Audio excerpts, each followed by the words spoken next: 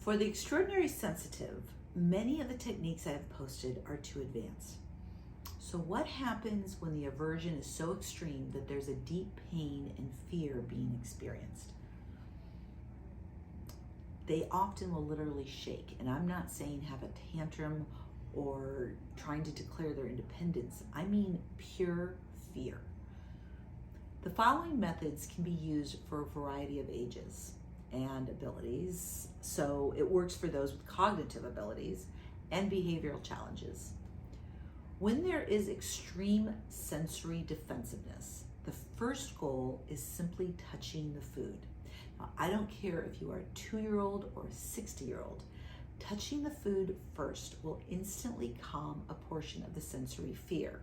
And for the first time, that's enough. Honestly, and no matter how strange this might be, if you can simply touch the food several times a day or consistently at dinner, it will create a calmer energy. The next step is to smell the food. In doing this, you're preparing the taste buds without pretty much the oral sensation of putting it in the mouth. Through the sense of smell, the body is softly familiarizing itself with the food. Now, it's important to mention that if you are working with someone with extreme texture sensitivities, that each one of these steps might take a week. Sure, maybe you can all do it in a day, but don't push too far beyond your comfort level, beyond the person's comfort level.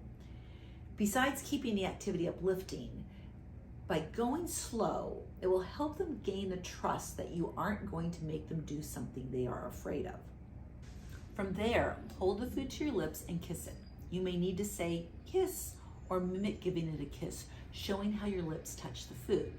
This step is familiarization is essential for so many, and I have clients who literally make it their goal for a month before proceeding. So what's next? Lick it. That's it, just lick it. Introduce your tongue to the food and you will be able to taste it for the first time without the challenge of chewing the texture. The next step, take a bite, but be allowed to spit it out.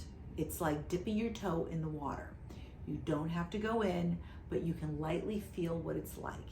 And then of course, the last step would be to take a bite. A small, tiny, barely anything bite is all that's needed. I like to tell people to make the bite about the size of the person's pinky nail. For some, it helps to have a beverage nearby to chase the bite with. Many treat that first bite the way they would with swallowing a pill, and that's okay. Whatever brings comfort the first time around is allowed. During my autistic son Joey's many years of therapy, I learned the behavior technique of first this and then that. I learned it pretty early and eagerly applied it to food. Because this is something that is easier to show than explain, I have a video demonstrating it and the technique suggested above. So it's truly nothing more than a motivator followed by a reward. The specificity comes in the delivery. How will you present the motivation?